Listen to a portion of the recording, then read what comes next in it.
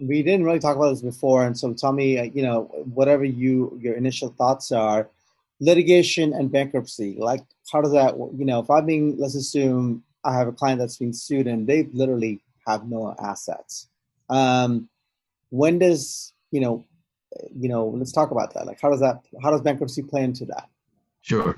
Well, let's assume that the lawsuit has no allegations of fraud. Let's assume that the lawsuit has no allegations of failure to pay child support or failure to pay spousal support. Let's assume it's a garden variety negligence or breach of contract or intellectual property infringement type of case. Then that debt is an unsecured debt. As long as the case is going on, there's no judgment, it's an unsecured debt. You as an attorney or an attorney may say to the other side, look, Mr. Smith really doesn't have any assets. What little he does have, he's having to burn to pay off his attorney in this case. If you pursue this, he's going to have to file bankruptcy anyway. So let's try to resolve it. So it could provide an incentive to get the case resolved. Or if the other side just says, no, we're going to go through with this no matter what, and you say, okay, you have this judgment, but guess what? We're going to file bankruptcy and the judgment's going to be discharged. Okay. Now that's all true as long as the judgment remains unsecured. But what happens if the client loses, the other side gets the judgment, then they go to the reporter's office and they file an abstract of judgment. Now they can file that against any real estate or any other property.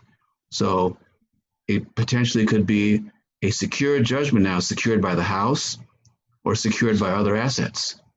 So if you're involved in litigation, the best thing to do is have that conversation with the client and with the other side about the possible need to file bankruptcy before that other side has a judgment, which can then be recorded, which can now not be discharged in bankruptcy.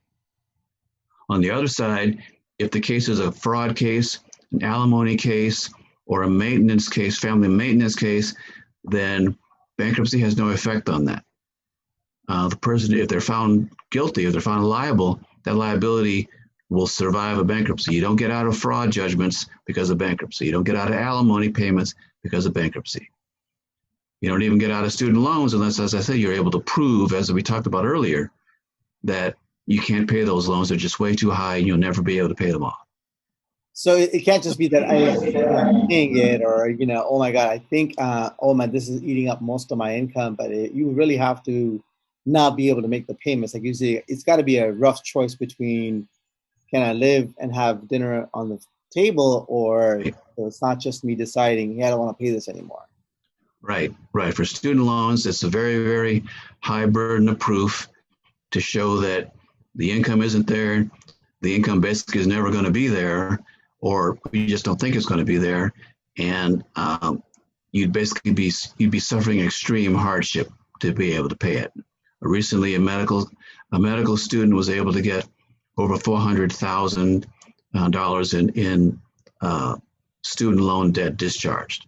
Now, he was a young guy, probably in his 30s, but the hard luck story was extreme, and the court said we're going to discharge all but $8,000 of this $448,000 in debt. And that's a recent case.